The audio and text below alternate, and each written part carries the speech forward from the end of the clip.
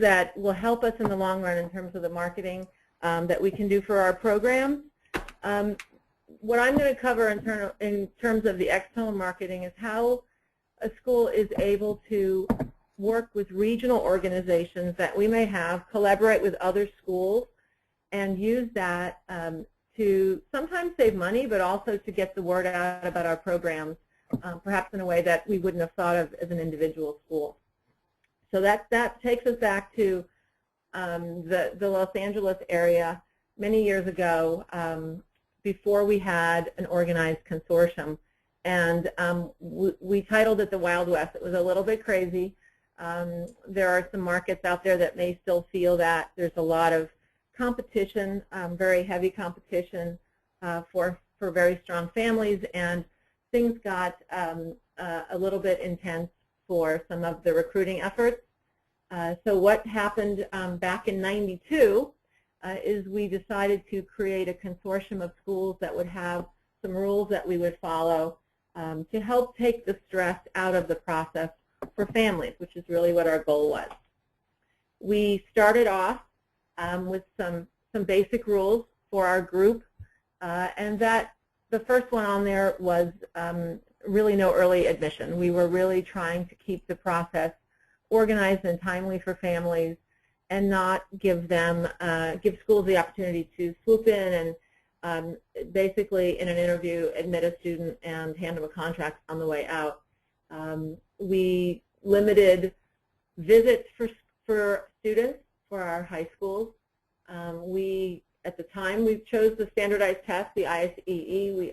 More of us are moving to SSATB, getting involved with SSATB and moving to the SSAT test here in LA, and Buckley is one of those schools. But we started out as a unified front with the ISEE and with common mailing dates and reply dates, which was obviously one of the very key areas that we wanted to implement.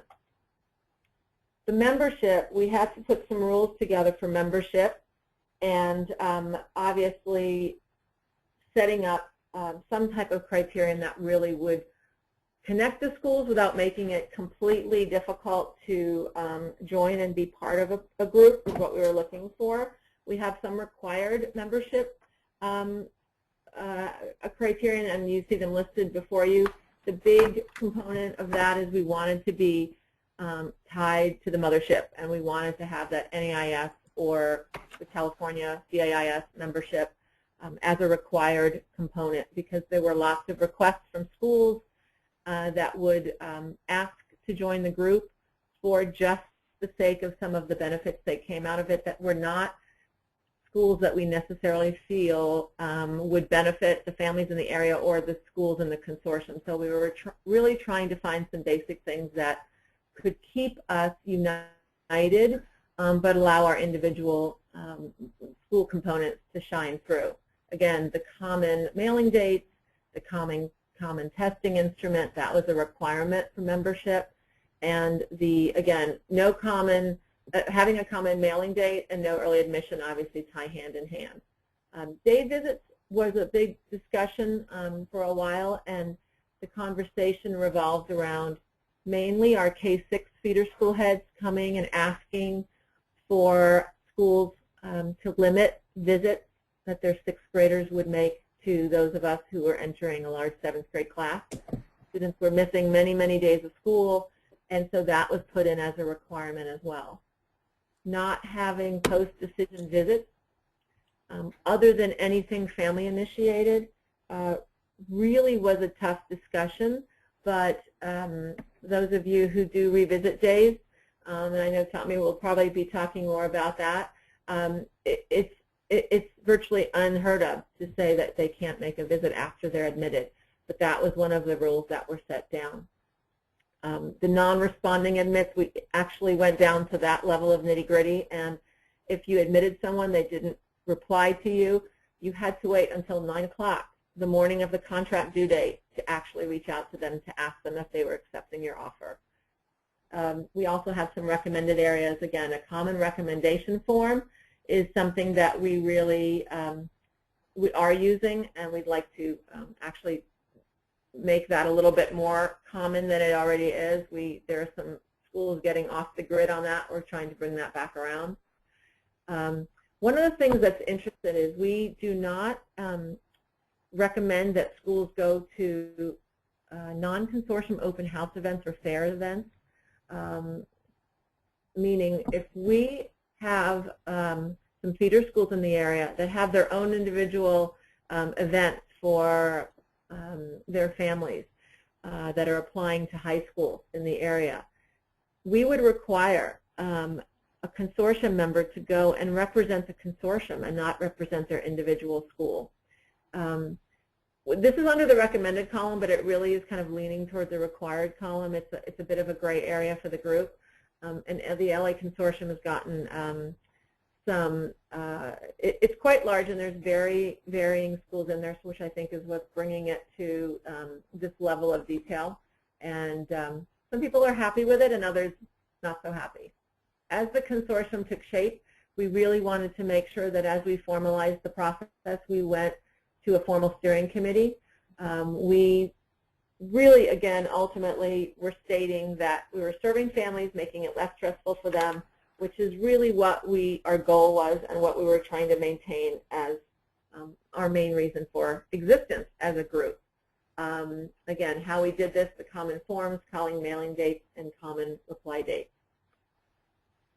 The new normal, as many of you have heard Pat Bassett talk about for many, many years, we really had to look at the reality of school costs in LA, skyrocketing for independent schools, and up till that point, and we had been doing consortium level events together as a group, a fall and a spring fair, where all of us would present our schools to families.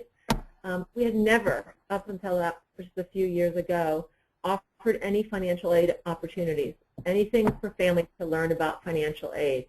So what we started several years back was we had a representative, happened to be someone from SSS, who speaks very generically about the financial aid process in independent schools.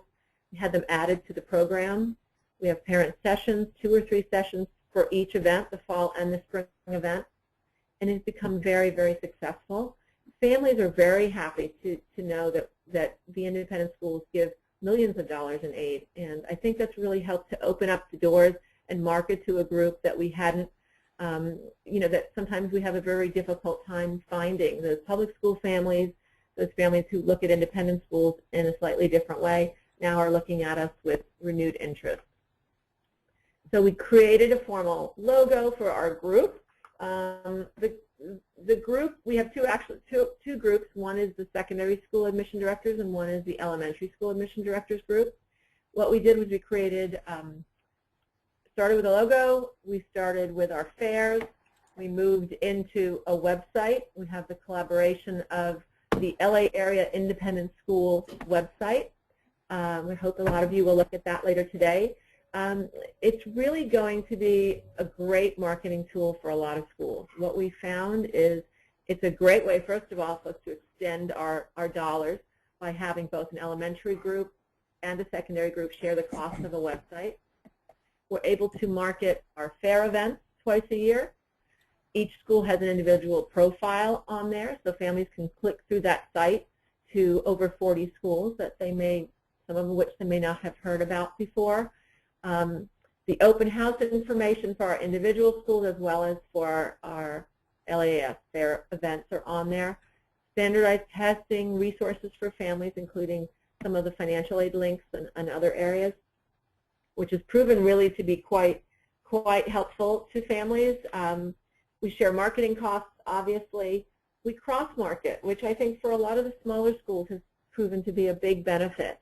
And again, the reason why a lot of schools reached out to join the consortium and why we have such strict criterion to join is we want to keep a variety of schools in a present, when we do these fairs, we have quite a variety of schools, religious schools, K through 12, 7 through 12, K through 8, and it's quite interesting to be able to cross-market with these other schools.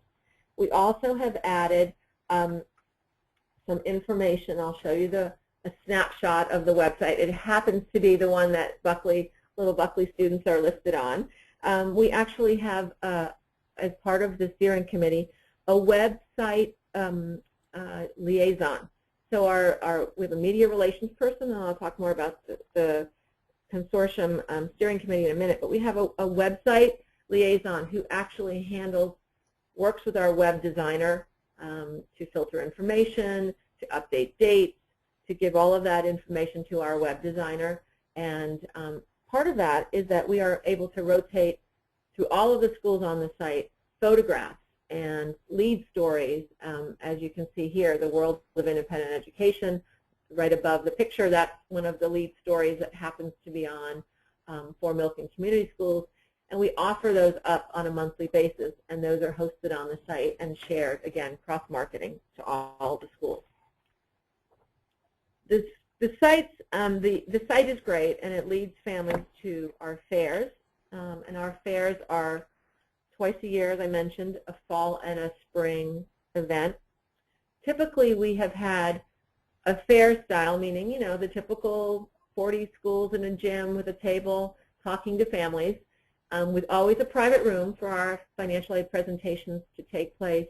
Again, typically throughout that hour-and-a-half event, 2 or 3 sessions for families to attend, an informal session about aid. And also, we've done formal presentations at these events. So what we would have is the fair-style event to start the evening off, and then sometimes up to 3 different presentations that you would give to families. So families will rotate through the school that's hosting it, sit in different classrooms, and listen to a school presentation, for example, from Buckley or from Mercersburg or whoever is there that night. They would get to hear you for about a 20-minute segment. So that allows families to get to know the school a little bit more deeply. The steering committee structure, again, came about based on the needs that we were looking for. We want, obviously, a chair to help kind of manage the program, run the meetings that we have a couple times a year, usually 3 times a year. A vice chair is preparing to step up and take over as chair, so they overlap on that position. We have a media relations person. If we take out ads, and many times the schools will get sometimes free ad placement, because some schools do advertising in local papers, and they're happy to give a free ad to our consortium group for an upcoming fair. And then a treasurer who handles all the membership agreements and the dues. Terms, we like to overlap so that we have a little variety. We look to have a variety of types of schools, girls' schools, Jewish schools, parochial schools, K through 12, smaller schools. So we really try to have different voices on that steering committee. Formal membership and dues. So we send out a mailing by email and discuss it at the meetings. They are due in the summer. We pay the dues for the year, about $300. That covers all the fairs, any of the costs for food at the fairs, and any of the meeting costs when we host meetings. Those schools that host can submit their receipts, and all of that is covered. We have a very strong heads group here in Los Angeles as well. So that's the LA school heads, that's LASH, who basically are the ones who set down some of the agreements that we present to them and approve them and make any changes to them, including the mailing date schedule. And I've just put up what LA has done. We send our high school first. I know a lot of the East Coast schools have a set date to mail. I believe March 10th is Tommy's countdown date. We mail on different Fridays. So we mail the first mailing will go out in just in a couple of weeks on March 7th, with the second group going on the 14th. And then those of us who are K-12, we have really a busy 2 weeks coming up because we're trying to get all of that second batch ready while the first batch has been sent and families are calling you. We can email those schools who choose to email, but again, there's a regulation for that as well. Again, the positive thing for families to try to alleviate the stress, and that does keep families to a schedule they're aware of. They know not to expect anything out of the ordinary, and they know that the next day after letters go, an email can be sent for a decision. Again, this is a top-down decision. Our heads of school agree to this, and again, they really are emphasizing the ethical practices and looking at ways to keep things even keel for families, and there's a formal agreement that the schools say with this type of language. we, the undersigned, and we list all of the schools that are part of that process, and those are the schools who are typically working with the families or at the fairs and doing all of those types of things that, again, connect them and market them across the entire LA region. Again, just representing a couple of no revisit days, no school-initiated visits. We certainly can speak with families if they reach out to us. So we are able to do that. We just cannot send a mailing. And it actually is interesting because we can't send a mailing from anyone. We can't have board members make calls. We can't have a parent welcoming group make calls the weekend after letters go out. Once the letters are mailed, it's supposed to be a hands-off for the entire school population. So it's quite an interesting time here in LA. It gets very quiet once letters are mailed. And that is how we do some external marketing, cross-collaborations for families to hopefully remain a bit stress-free. And now I'm going to turn it over to Tommy, who's going to talk about some internal aspects of it. And Tommy should be able to let me just check here. Take over here, hopefully. Thanks, Carinne.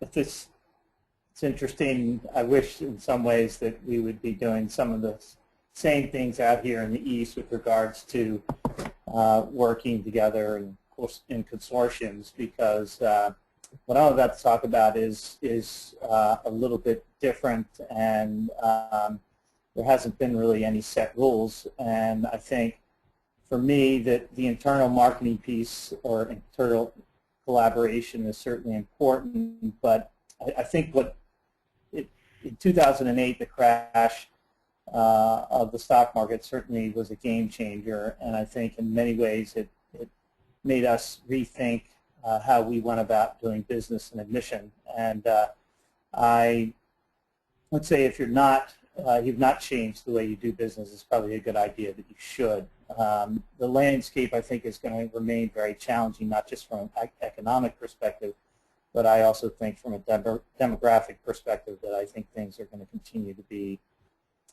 pretty complicated. I think that a lot of independent school admission offices tend to spend a lot of time on the external marketing and sometimes forget about the power of your internal marketing resources.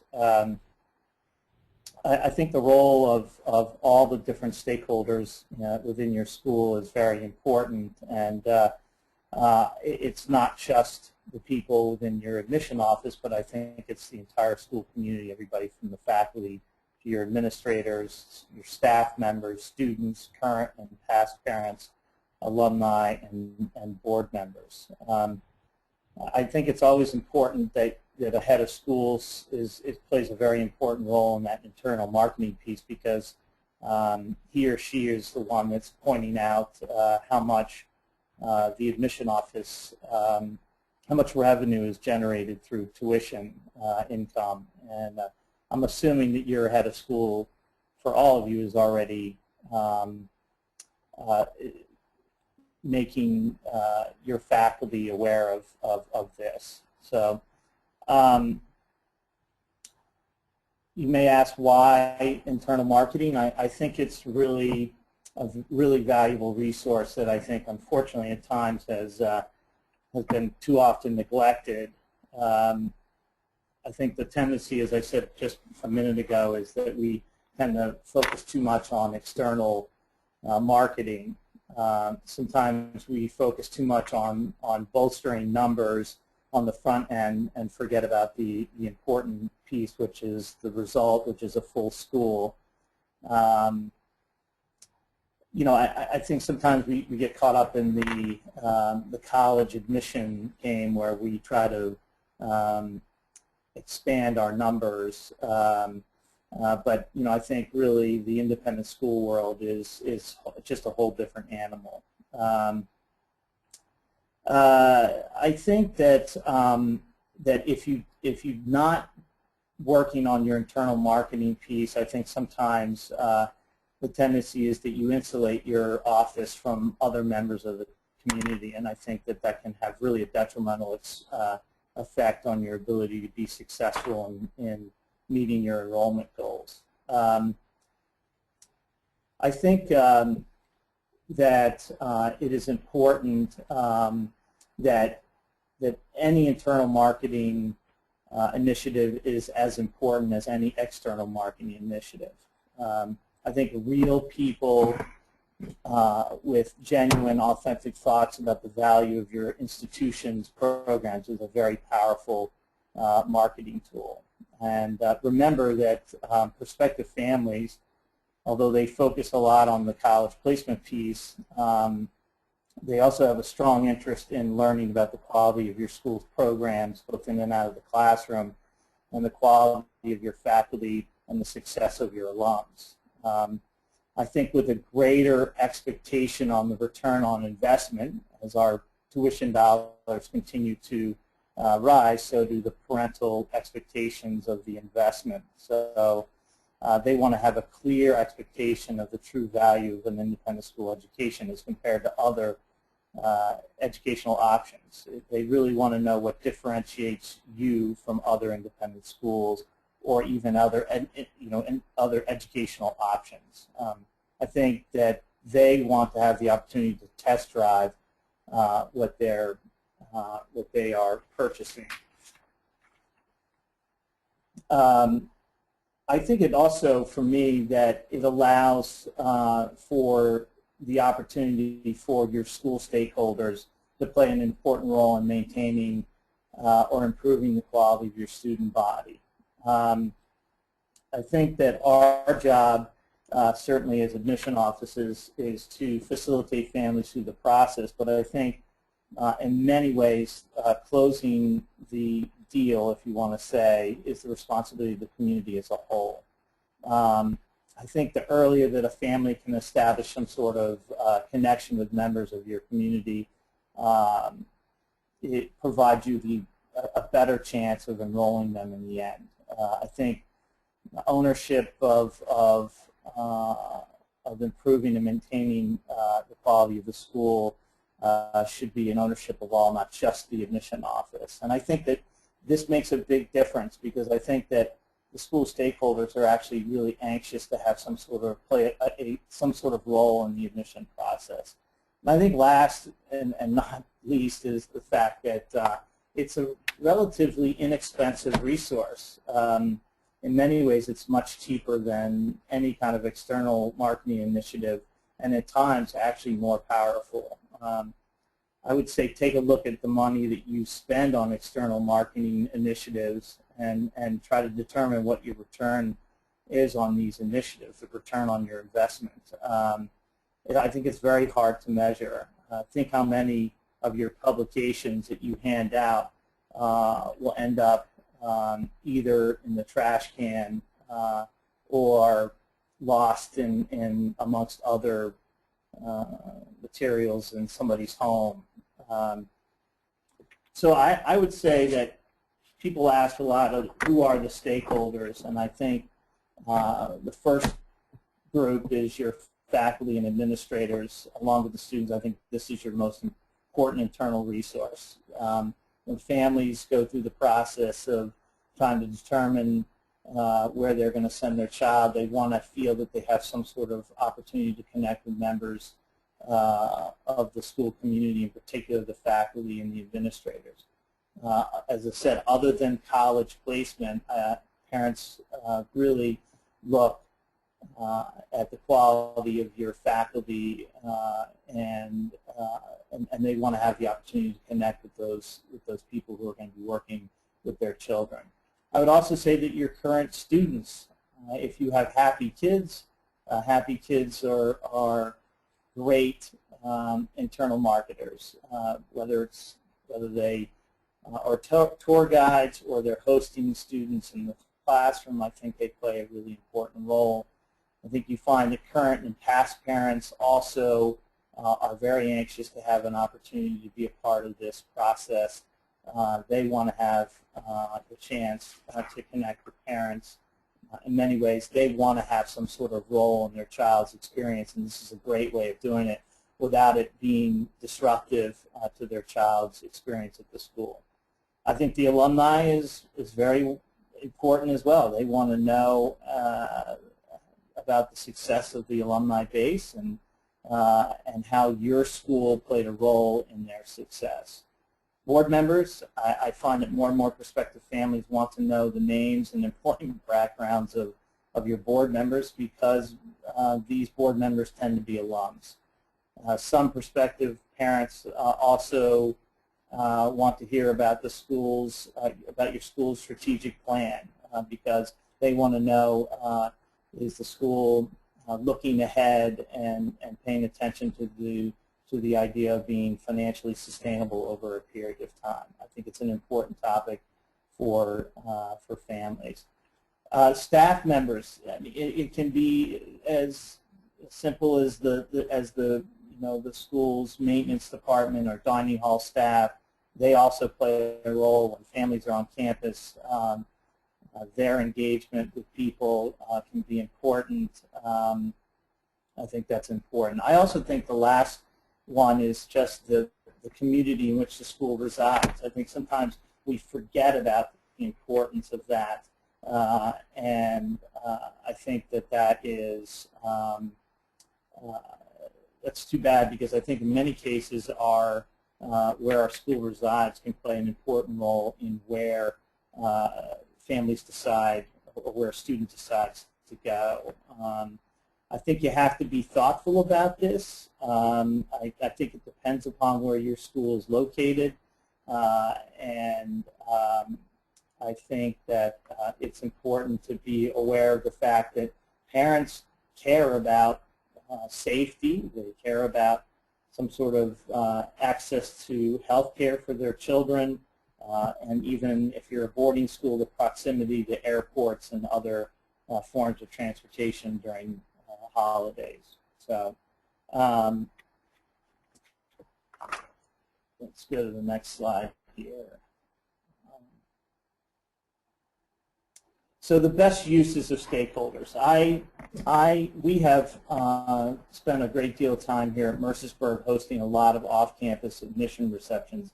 I can imagine many of you who attend fairs can get frustrated by the attendance at fairs and whether families actually come to your table. I think that the whole structure and idea of admission fairs has changed a great deal just due to the fact that technology has provided people the opportunity to do research prior to going to a fair, so they already know about the schools, so unfortunately they just go to those particular schools that they are interested in. So it's not like it used to be where it was an opportunity for them to for families to kind of shop around and get a sense of what's the different schools that attend the events and what they have to offer their children. So our off-campus admission events have played a really important role, and we have it's provided us the opportunity to bring faculty members and sometimes students, and we have had alumni support in these events as well as current and past parents.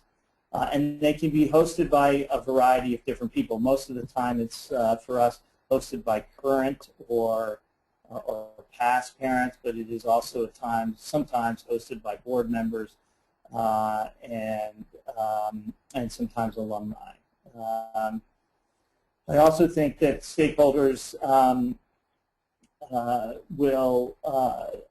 an important aspect of your on-campus and off-campus events. I just mentioned that the fact that we have students and faculty attend our off-campus admission events, and this doesn't have to be just an admission reception at one of our current parents' homes. It could also be coming to a fair, and I think it's always great to have a prospective parent or student attend a fair if they possibly can.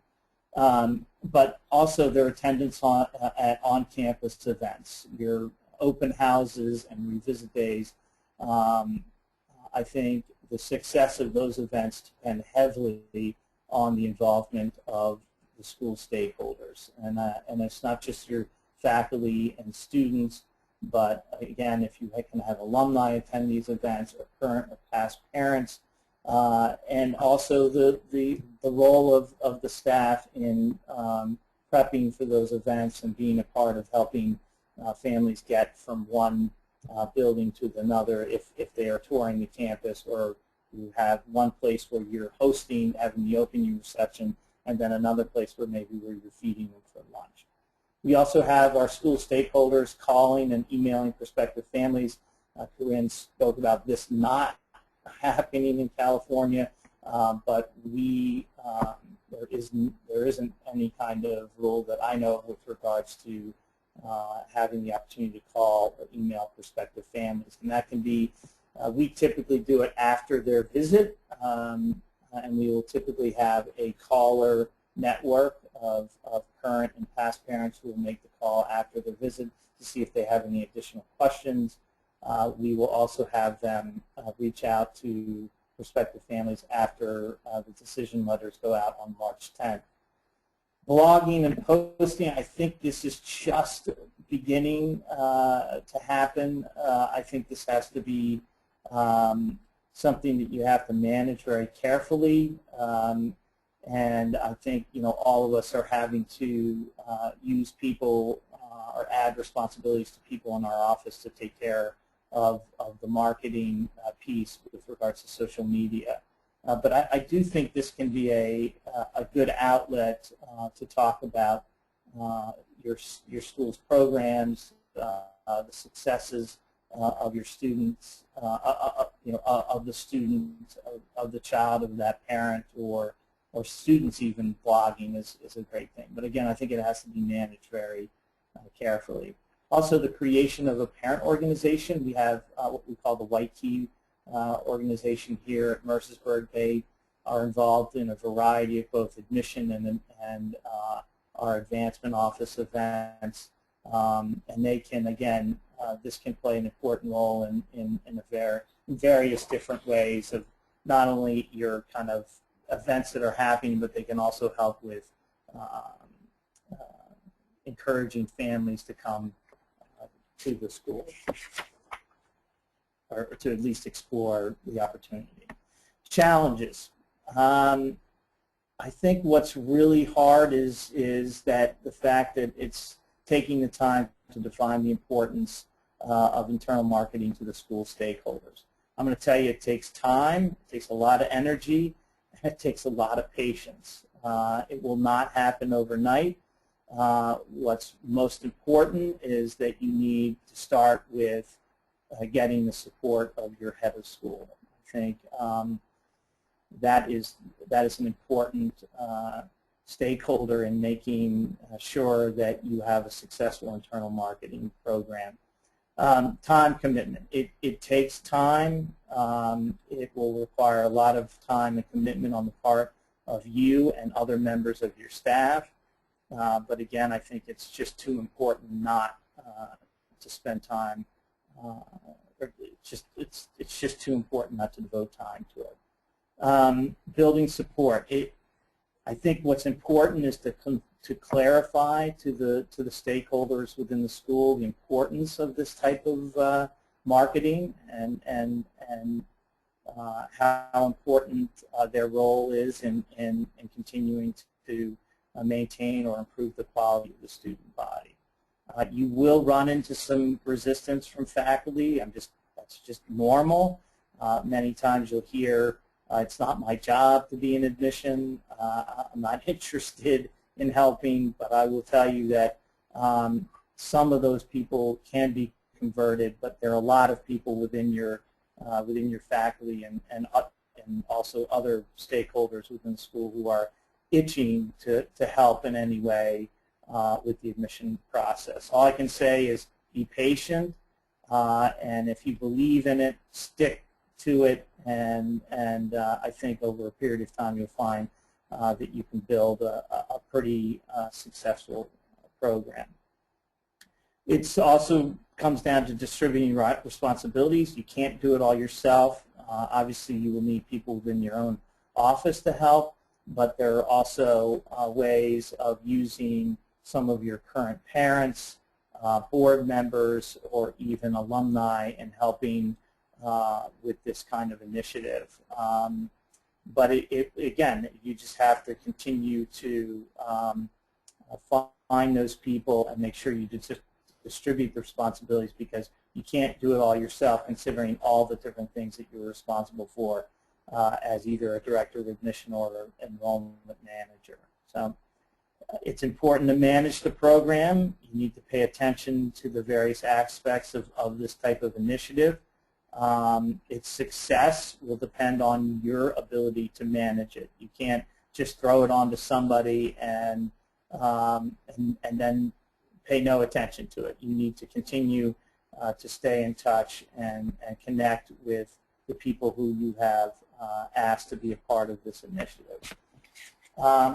Lastly, I think it's important to maintain its relevance. I think it's, considering what I said earlier, the landscape is going to continue to be very challenging for all of us in the admission realm, certainly due to the economic challenges that continue to persist, and also just be prepared for a much different demographic outlook down the road. But I do think it's important to maintain the relevance of it. I think that you need to, I would even consider telling you to spend some time after each year. We spend every summer, in the beginning of the summer, in a retreat, spending some time talking about this type of initiative, the strengths, its weaknesses, the opportunities for improvement, and just general threats. So the whole kind of idea of a SWOT analysis is really a good idea for you to think about. So,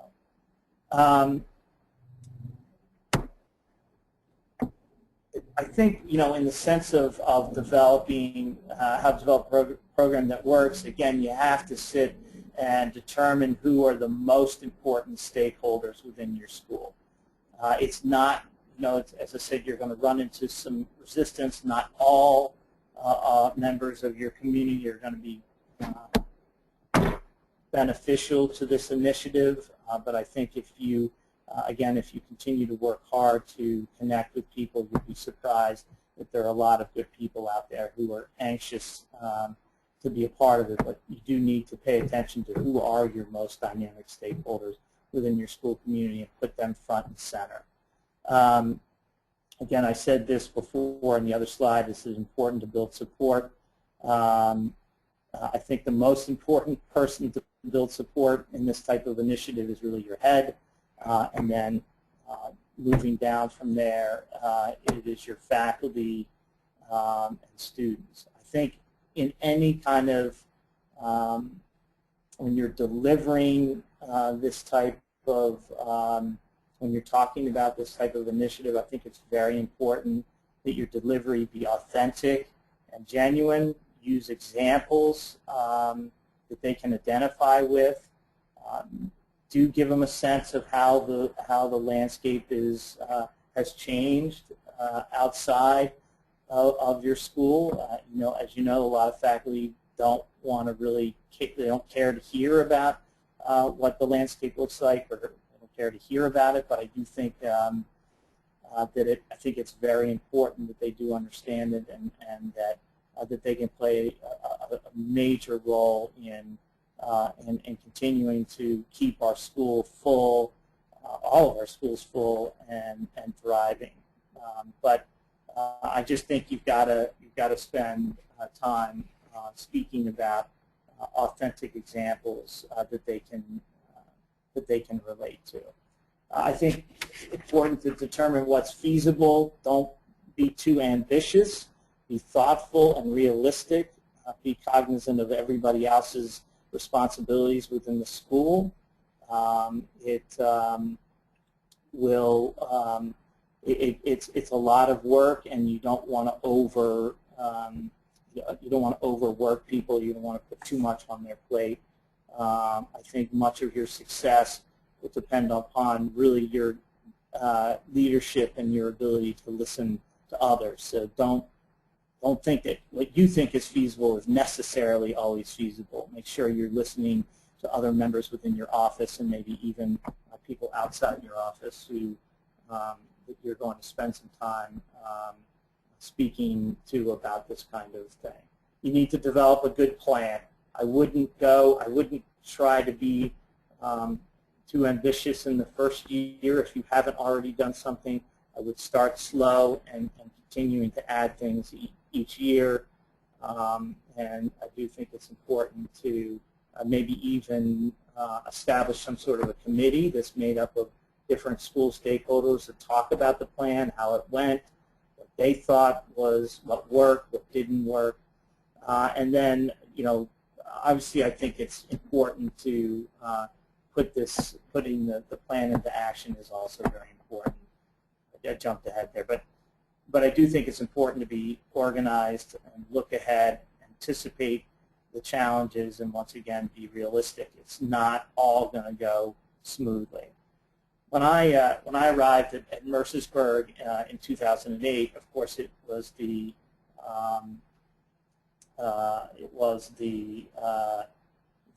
2008 crash, and there was already a lot of good things happening within the admission office. My predecessor had already put some things in place that were working really well, but due to the extent of the challenges that lay ahead, we knew that we needed to tweak some things and expand some of the things that were already being done. It has made a significant impact on our success and our enrollment. I think our first year, our first round yield was about 38%, and after that first year, we had put a number of initiatives in place, internal marketing initiatives in place, and we came away the following year with a 52% yield, and then each year has gotten better so that we're close to 60% yield in our first round. Final thoughts, I would say that you may already have a good program in place, and I'm not here to say that you don't have something good in place. I'm just here to tell you about what has worked for us, and maybe some of the things that I've mentioned today will provide you the opportunity to expand what you're already doing. If you don't have an internal marketing plan, I would tell you that I think you should consider developing one. I think these are very complicated times, and I think it's going to continue to be complicated for the foreseeable future, and I think that this will only allow you to be more successful in your jobs as Director of Admissions, and maybe some of you are Associate Director of Admissions, and you can bring these ideas back to the person that you report to. What works for some may not work for others, and that's okay. So you don't have to take everything that I've said today and think that it's going to work for you. Every school is different. I think it depends on your school's reputation in the market. I don't think, for some of you probably have lots of students coming through the pipeline and things are good. I think it just depends upon what your visibility, your school's visibility is in the market, and what your brand is, what your school's brand is. Is the word on the street positive about your school? Is it not so positive, or is it somewhat unclear? And I think, again, using these people within your school can really help bolster your school's overall brand and visibility in the market. I think it depends on the external landscape, and as I mentioned before, when I arrived at Mercersburg, I ended up coming at a difficult time with regards to the economy. I know all of us have had to really work hard in trying to meet our enrollment goals and continuing to maintain the quality of our student body. But I think when you're putting this kind of initiative in place, you have to consider the landscape and kind of where your school is located. And last but not least, I would just tell you, don't be afraid to utilize the talents of others. some people are nervous about having faculty and others get involved in helping you meet your enrollment goals. I think that you shouldn't be afraid of it, because I think your faculty, your students, alumni, current parents, past parents can all play a huge role in you meeting your enrollment goals. So I know that for some, you're worried about losing control, but I can tell you that if you're thoughtful about this kind of initiative and there's good communication, I don't think you have anything to worry about. So those are my thoughts on internal marketing. I know that's a little bit different from the external marketing piece, and certainly down the road, who knows, there may be some sort of different rules and regulations put in place. But I think in the meantime, I would just tell you to use this resource. I think it's extremely valuable, and I think it will play a big role in your success. Great. Carinne? Yeah, we just wanted to see. Let's see if I can get it back. Here we go. If there are any questions at all, if anyone has any questions for us about internal, external, anything that we discussed today that you want us to comment on? Thank you so much, Carinne and Tommy. The first question that we received has to do with the revisit days. I guess, Carinne, this sort of speaks to the external collaboration that you had discussed. What was the motivation or the rationale behind the removal of the revisit days? We do. I should clarify that we do not offer formal revisit days, and no one can do that. However, what we've been able to come to a collaboration on with other schools who really had concerns about that is that we are able, for high school only, to offer a couple of options for a shadow day, but in very limited numbers. And again, the reason being for the entire consortium to do that, and especially completely to do away with it for middle school, is really related to the stress of the students and the fact that a lot of families, and I'm sure this is just an LA phenomenon, there's only crazy families out here and nowhere else in the US, but they would get very worked up about their offers that they had in front of them, and some of them felt like they had to start from scratch and literally start to research a school and visit a school again as if they had never been there. It became overwhelming for the schools, for the students missing class, for a second and third time sometimes, times 5 or 6 or 7 applications out. They're missing a big chunk of their 6th grade, and again, it became a primarily concern for that grade level into 7th. For the high school, there are some schools that will allow a few slots for a shadow day. For Buckley, it's actually a shadow class. We actually allow them to come for maybe 1 or 2 classes with a student, and we have very, very few of them available. Our time window is tight as well. We have a 10-day turnaround time from the day the letters are mailed till the day the contracts are due. Again, part of that is to, they've been through the process to encourage a quick decision and hopefully use the visits you've made over the last several months to make your decision. Thank you. Tommy, the next question involves the internal collaboration and the stakeholders that you were discussing. It has to do with how much control you exert over this process. I guess typically as it relates to the blogging and that type of thing. How do you maintain a control over your stakeholders when they are representing your school? You know, it's a good, very good question. I can say that we have not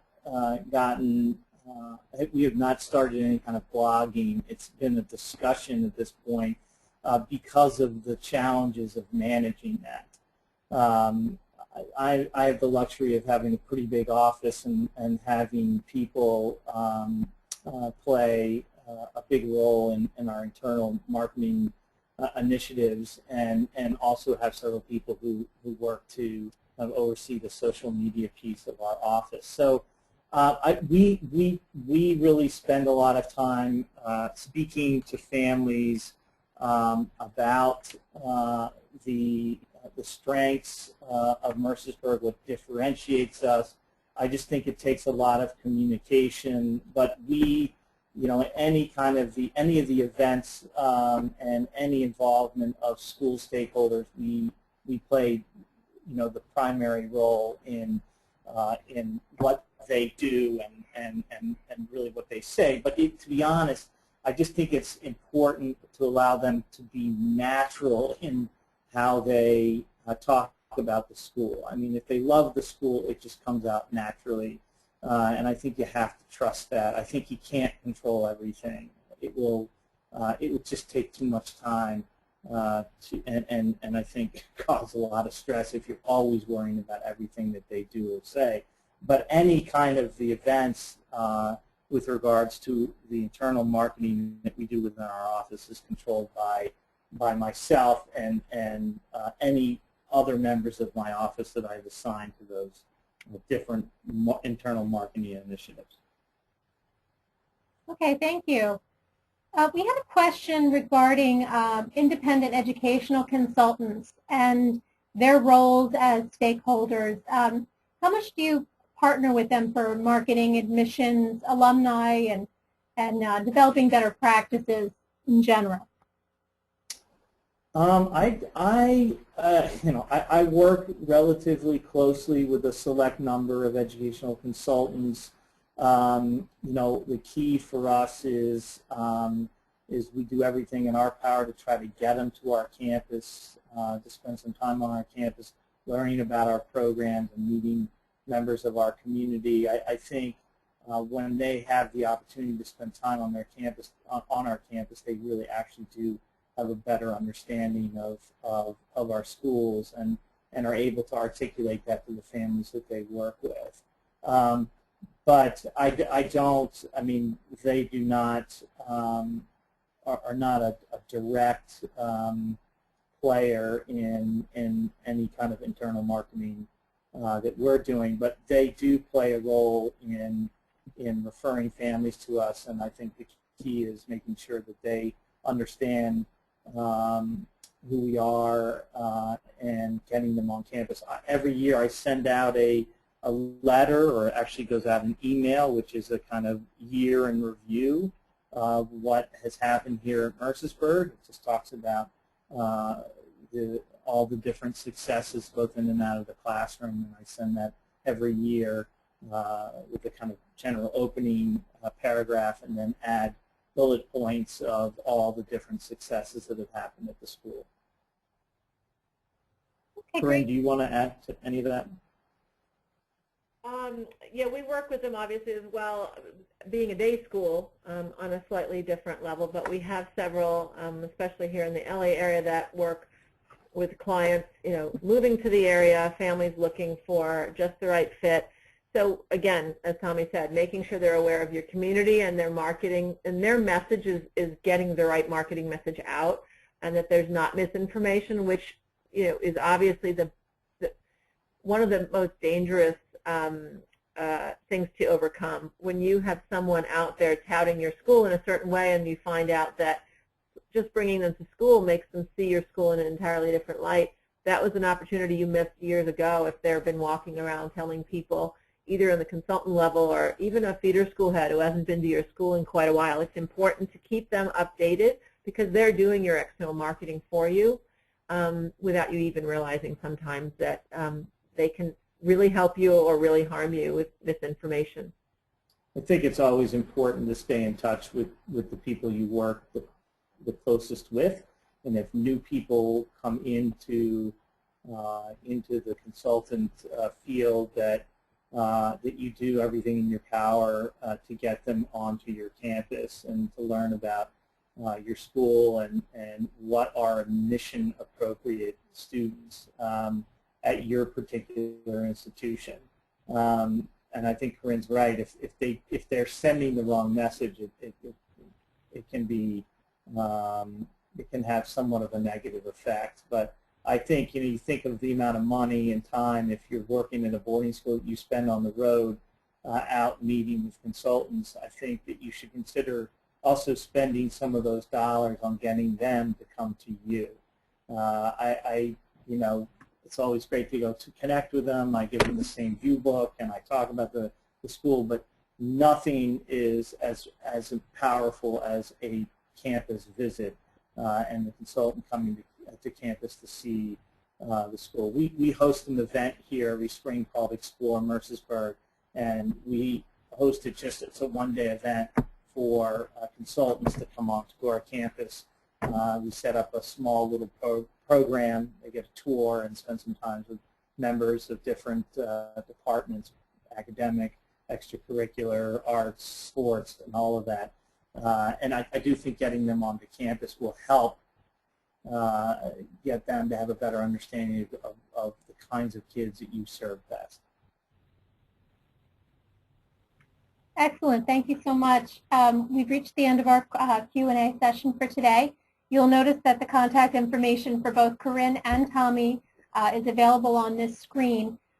Feel free to email them directly if you have any questions regarding the webinar that they just presented. I want to thank our audience for tuning in, and a special thank you to Carinne and Tommy for providing us with this insightful webinar. Just a reminder, a recording of this presentation will be made available on the webinar page in the professional development section of admission.org. I will send all registrants a link to that page as soon as that is up. Thanks again, and have a wonderful day.